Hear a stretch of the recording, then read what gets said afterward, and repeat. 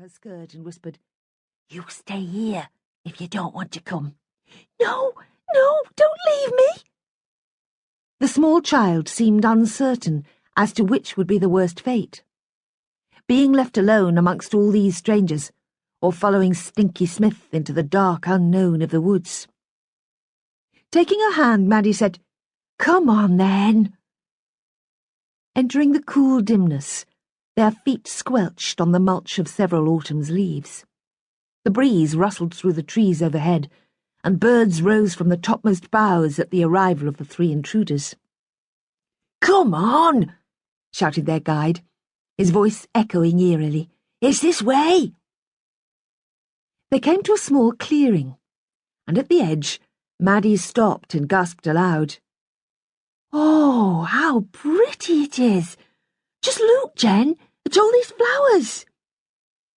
The whole clearing was a carpet of wild bluebells, yet in the centre was a heart-shaped bed of yellow tulips, edged with a border of forget-me-nots.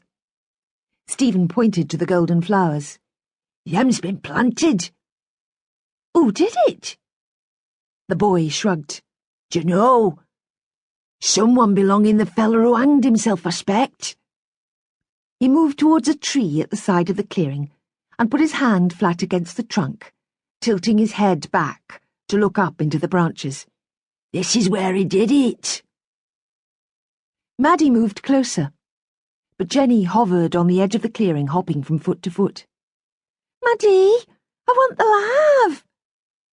Maddie stood beneath the tree as Stephen pointed upwards. "See them marks on that branch?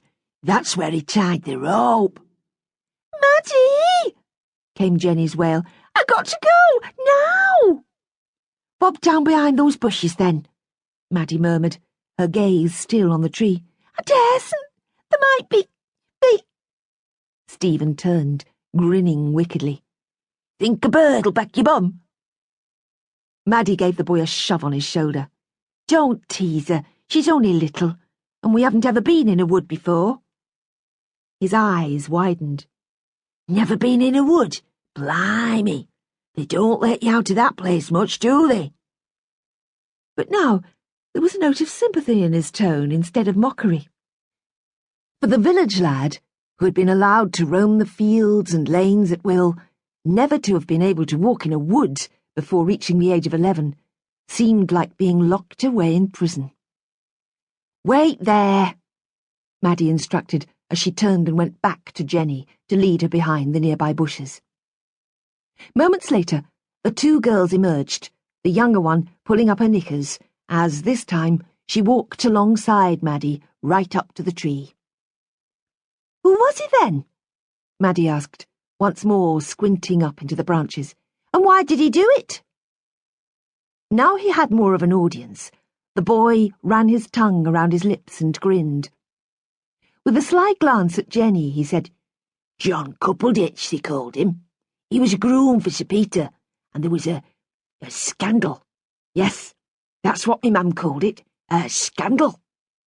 He savoured the word. "About him and Sir Peter's daughter, Miss Amelia." "What about them?" Maddie demanded. "My mum says it was all round the village at the time.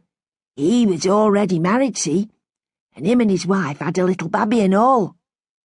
Everyone reckoned him and Amelia Mayfield was going to run away together."